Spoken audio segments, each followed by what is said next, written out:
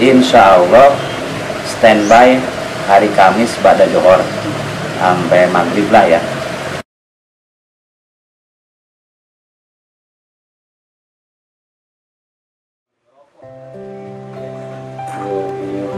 Kerjain.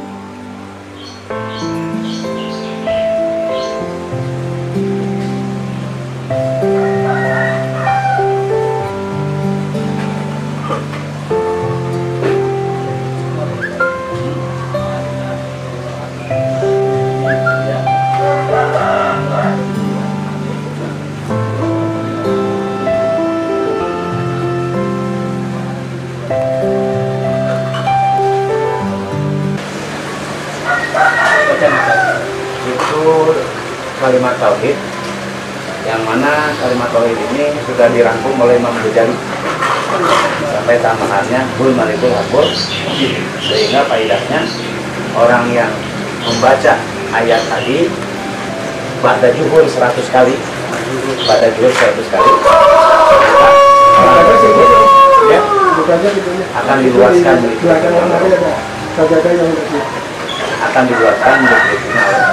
Karena tanda Allah akan jamin diluaskan rezeki karena dia selalu mendekatkan diri kepada Allah dan menyatakan hakul mubin, hak yang nyata, yaitu Allah disembah. Senang ketika Allah dipuji, Allah disebut-sebut, sebab Allah ikut peran dalam kata-kata orang yang tidak bijak, seperti sosok duit menyatakan, wahai manusia, aku adalah uang, kejarlah aku, tinggalkan yang lain. Makanya orang selalu mengejar uang, karena uang segalanya, itu segala sesuatu pakai uang. Terus ikut serta lagi siapa? Waktu. Wahai manusia, ikutilah aku, kejar, tinggalkan yang lain.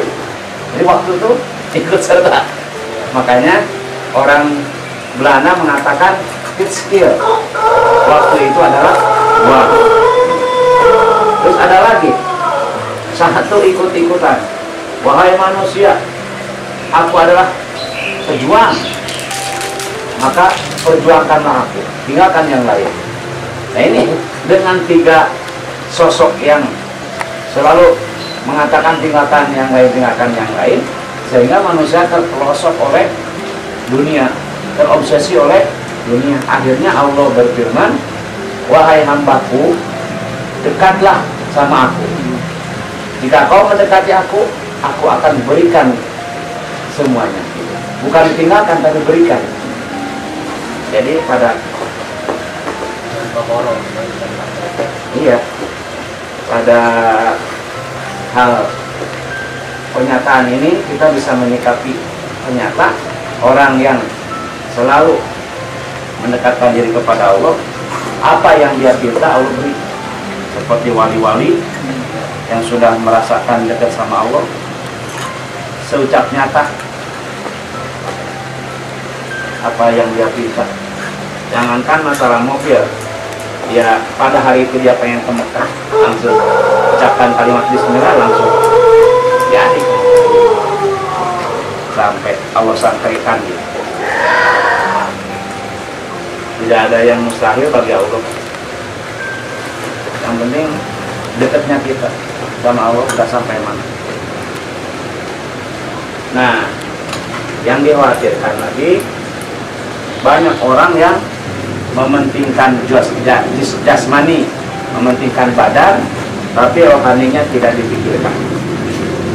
Makannya, olahraganya, obatnya juga pikir buat kesehatan badan, tapi rohaninya diabaikan.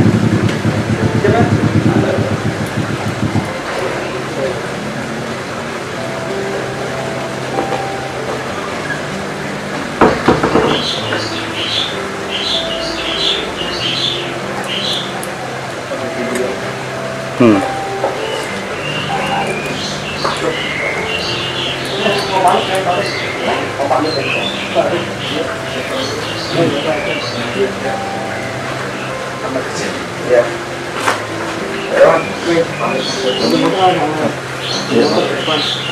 Itu apa? Yang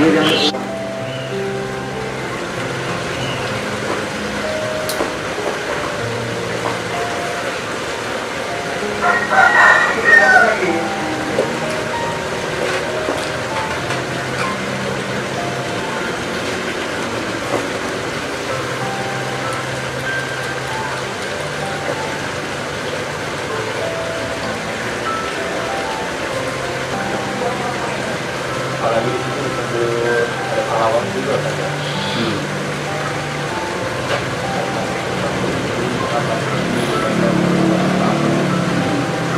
Itu awal ulama zaman dulu. Allah shodiqul wadur, amin. Jadi ulama itu nggak sembarangan mengarang, ya nazom, syair, ya aurat juga, ya memuji Allah juga. Maka dengan ayat-ayat itu Allah berfirman dengan janjinya, Allah akan memberikan pertolongan kepada hambanya selagi hambanya memberikan pertolongan kepada saudaranya. Pertanyaannya buat kita butuh pertolongan hamba apa pertolongan Allah? Jadi kalau kita pengen butuh pertolongan Allah, maka kita harus rajin-rajin menolongin saudara kita.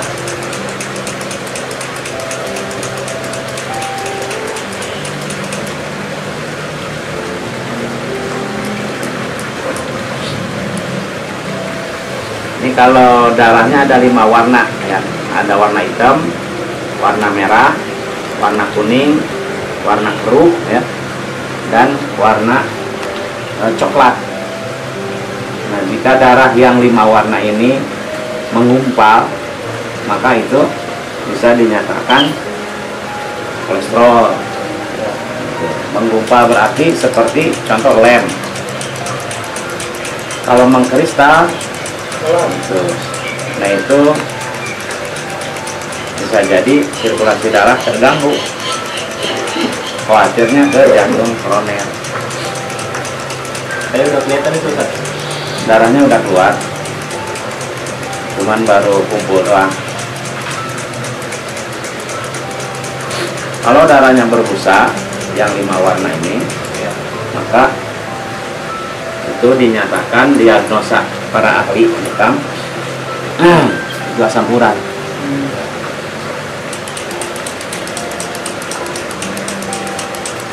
Tapi yang apik lagi seperti Umi Naziroh ya, yang di Jawa, nggak usah diagnosa aja, yang penting dia menunaikan sunnah aja. Ketika dia tiksar berkata, titik yang dirasakan oleh dia dibekam aja, ya, udah aja ngikutin sunnah Rasulullah. Sebab hadisnya udah jelas, perintah malaikat kepada Nabi kita tunaikan.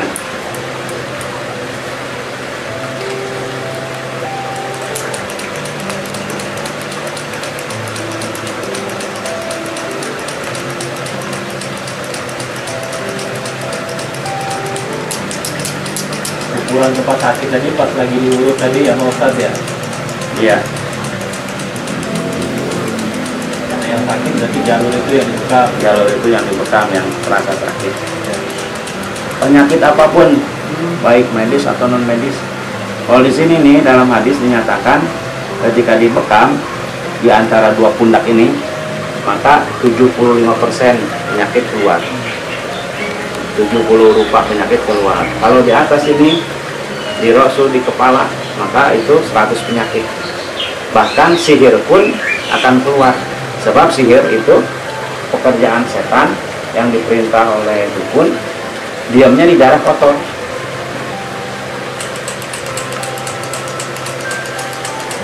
Nah, kalau kita mau dawam sunnah, usahakan sebulan sekali atau 2 bulan sekali dalam waktu di tanggal-tanggal yang ganjil. Sunnah ya, kalaupun kita pengen bekam tapi di luar tanggal ganjil nggak apa-apa, karena keluhan kita semakin terasa gitu. Akhirnya segeralah dibekam. Ini kalau di sikut ini nih, nah ini sikut ini ke sini nih yang penyakit lambung, di sini dibekam, sini jantung, ini untuk apa namanya lambung, nah, dan di dada di sini khusus lambung. Pokoknya urutannya sikut. Kalau susah BAB di sini sama pinggang bekam. Itu ngikutin aturan diagnosa para ahli bekam. Tapi tambahannya lagi, yang penting yang dia rasa di situ kita bekam. Bahkan gondokan di sini nih, yang cerita Habib Adil itu juga di sini bisa dibekam, dikeluarin penyakitnya, luar biasa. Cuman nggak sekali gitu. Pertemuan pertama, pertemuan kedua, ketiga, sampai pada finishnya kelihatan itu warna putih keluar. Itu darah putih seperti kotoran, seperti halnya yang di kulit keluar.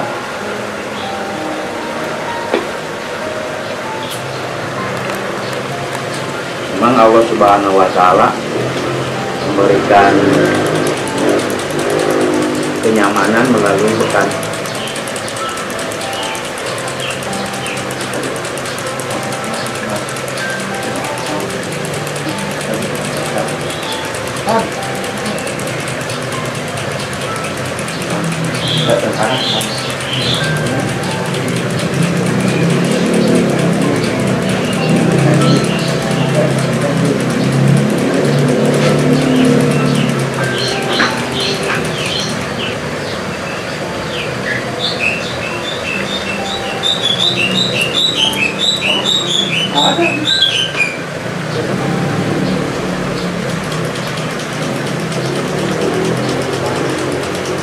Tadi saya cerita di pilihan dipandang ke Facebook, komentar dia ini apa ini, aku tweet saja, nge-tweet lah sama seorang terus ketemu ngobrol, itu kan ada komunitasnya kurang.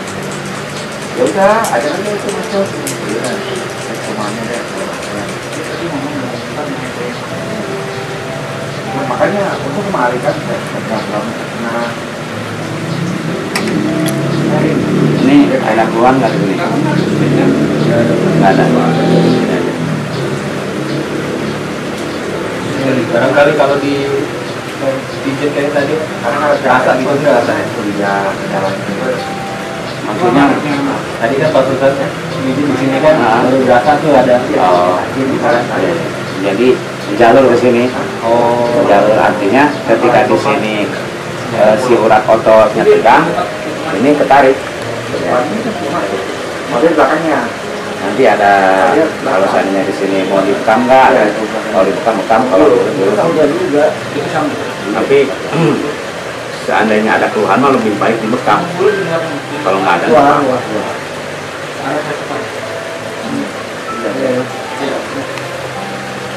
Pahamnya di sana di Jampang ya ada keluhan di sini nih. Jadi intinya ini kan dia amel ya. Ya capaian lah atau angin masuk disebut angin duduk bahasanya. Ini kalau di sini bisa jadi ke tangan. Jadi jatuhnya nanti stuk ringan. Kalau di sini ya khawatir masuknya ke jantung.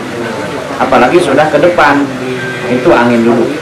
Maka solusinya segera diminum air hangat atau teh manis campur dengan apa tuh telur angin ya. Terus dipijit pelan-pelan diangetin badannya. Nanti si angin tersebut akan keluar sedikit-sedikit. Laju dibekam. Taiwan ya jam 10 nelpon malam. Nah, Taiwan di sini. Oh, udah ampunan kan. Napas terganggu, sakit badan. Ya kalau ke rumah sakit kan butuh duit, butuh mobil, butuh waktu. Akhirnya motornya keluar. kalau berbicara medis Ya. bisa jadi boleh, tapi kita kan bukan ngikutin medis pada saat itu, ngikutin hukum. Maka jatuhnya laki-laki kalau dia maksa pengen pakai emas, jatuhnya haram menurut hukum agama. Kenapa? Karena dua dampak atau dua akibat akan dia peroleh. Satu, di surga nggak bakalan dapat emas, keanugerahan dari Allah, kemuliaan dari Allah. Kedua, itu akan disorot oleh orang-orang miskin. Nah, jadi laki-laki ya pakai emas berlebihan, coba kasih ke nama kita mah kelaparan deh. Padahal emas itu nggak boleh buat laki-laki. Nah, menurut medisnya kenapa nggak boleh? Karena di laki-laki itu ada darah kotor, yang mana darah kotor ini disenangi ya oleh sesuatu makhluk yang namanya kanker gitu. Apalagi ada emas.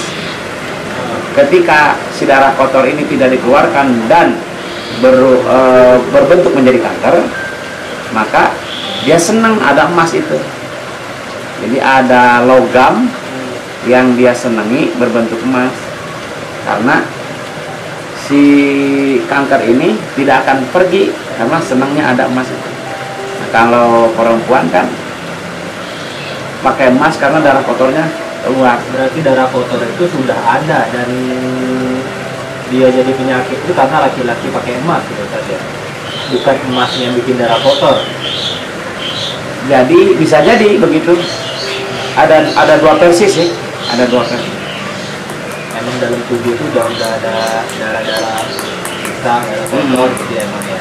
Ya, ketika orang itu mengonsumsi makanan, gitu ya, baik yang halal ataupun yang haram atau yang syubhat itu kita tidak tahu, maka kinerja perut di ginjal yang di dalam badan kita ini nanti di filter, ada yang menjadi darah, ada yang menjadi air mani, ada yang menjadi saripati dari daging gitu. Maka sampahnya ini, darah kotor ini ya keluar dari permukaan badan, di luar daging, di dalam kulit. Itu darah kotor, toksin.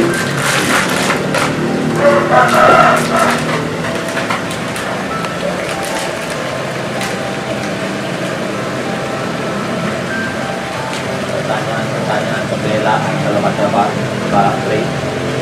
Iya, ada salah pasti oleh. Kalau laki-laki nggak boleh pakai emas kan? Karena Rasul itu kan sangat cerdas. Kenapa Allah melarang emas dipakai oleh manusia? Karena manusia ini akan begini, sehingga dari yang dia makan itu akan menjadi dampak. Sisa-sisa makanan yang kotor itu bisa berubah menjadi kanker gara-gara melanggar aturan. Karena emas saya banyak Pak. Kenapa? Ketitanya. Iya.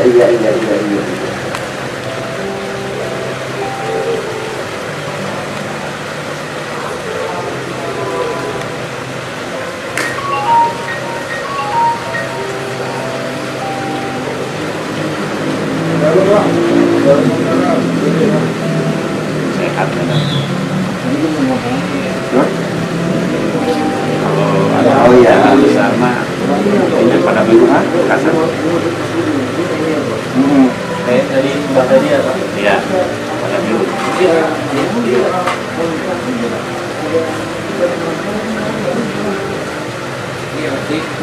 Ya gitu lah. Makanya ngomongnya ingat sih lagi di rumah ya aja. Ya besok aja nunggu sampai. Terus masalah kanker itu hasil Oh siap. testimoni dokter ya, penyakit kanker itu diambil kan dari darah kotor ya, Iya. di dalam dikumpul, diambil sama dokter si kanker itu. Ternyata luar biasa makhluk kanker itu gitu, hidup. Ketika dibacakan ayat Quran, si darah kotor itu ngegimpol, malah pergi dia, pergi ngejauhin karena takut sama ayat Quran gitu. Nah, ketika ditaruhin logam, entah duit atau emas, nyamperin itu. Artinya umat Rasulullah dilarang pakai emas itu khawatir di dalamnya itu ada penyakit kanker yang mana menjadikan betah gitu, menjadikan betah bagi penyakit ini, karena di situ ada yang dia sukai, yaitu emas, logam ini. Kan pakar itu sel kan, kanker kan sel itu pangkat jadi ya atau balik kita makan dulu lah, itu yang baik tuh. Ayat Quran spesifiknya itu Bisa nggak dipahami itu? Ya, buktinya mana?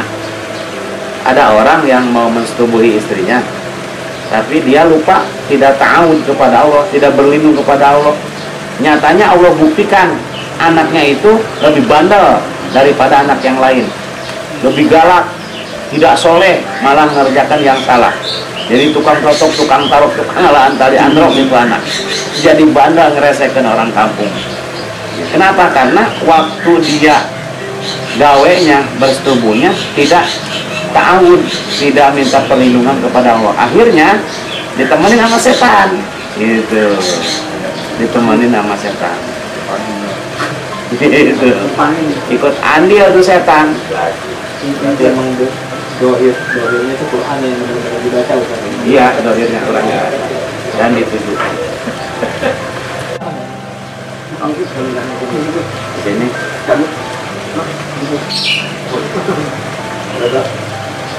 Aman. Nyambung ke jari nggak? Nggak ke jari. Kanan nyambung ke jari.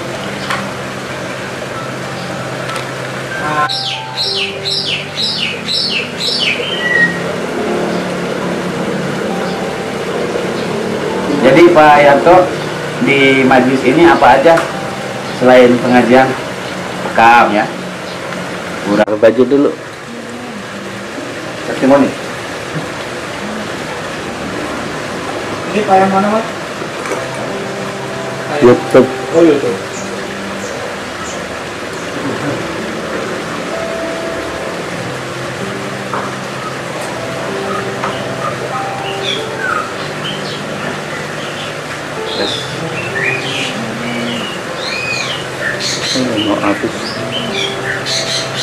Alhamdulillahirobbilalamin ya Ustaz ya. Terima kasih Ustaz Nas. Banyak tadi sudah obrolannya sudah dibuka tadi Ustaz ya, sambil bekam, sambil di obrolan tauhid kalau Ustaz Nas khusus. Yang pasti bekam sesuai anjuran dan sunnah Rasul, tujuannya yang pasti untuk memperkuat ibadah,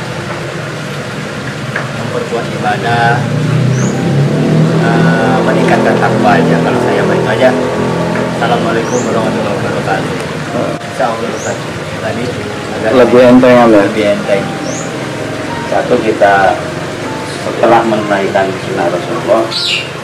Kedua, kita dapat pahala. Jadi kalau berobat ke rumah sakit tanpa niat, nggak dapat pahala. Tapi kalau bekam, walaupun tanpa niat, dapat pahala karena menunaikan sunnah Rasul. Nah ini perlunya niat. Makan juga kalau nggak ada niat nggak dapat pahala. Ngopi kalau nggak ada niat nggak dapat pahala. Tapi bekam walaupun tanpa niat, emang sunnah Rasul kita tunaikan, dapat pahala. Jadi double, badan sehat dapat pahala. Apalagi punya wudhu, sambil ngopi ngerokok punya wudhu, cahaya Allah itu, rahmat Allah itu masuk ke hati kita dan kita akan ditenangkan. Nah, kenapa kita nggak tenang, keluh, kesah, sedih, puyeng, gara-gara kita jauh sama Allah. Artinya cahaya Allah mau masuk ke badan kita, jiwa kita ini terhalang oleh kotoran-kotoran pola pikir kita, yang mana kita ini jauh daripada wudhu. Ya, alhamdulillah, mudah-mudahan dengan wasilah pekan ini, ya saya alhamdulillah masih punya wudhu gitu. Walaupun pasiennya nggak wudhu, tapi tadi habis sholat kan? Sholat masih wudhu. Alhamdulillah. Mudah-mudahan rahmat Allah turun sekaligus penyembuhan buat badan kita, walaupun tidak dikatakan keluhannya seperti apa, tapi sunnah Rasulullah. Alhamdulillah. Terima kasih Ustaz Nas. Terima kasih. Ada lagi? Kalau mau bekam di Majelis Nurul Hidayah ya? Ya. Hari apa aja Pak Ustadz jadwalnya? Insya Allah standby hari Kamis pada Johor sampai maghrib lah ya. Nah, adapun kalau kita ada kegiatan yang tidak bisa ditinggalkan seperti besok, kita nggak bisa hari Kamis karena besok ada kegiatan yang tidak bisa ditinggalkan. Jadi akhirnya dipindahkan, ditarik ke hari Rabu ini. Untuk biaya bagaimana Pak Ustadz? Kalau untuk biaya mungkin di luar Majelis Al-Hidayah saya targetkan 100.000. Tapi kalau di Majelis Al-Hidayah juga diinkan. Artinya Semampunya, seikhlasnya ya. Seikhlasnya gitu. Sekaligus kalau ada mau infak silahkan, karena untuk kegiatan pengajian Majelis Al-Hidayah. Terima kasih Pak Ustadz.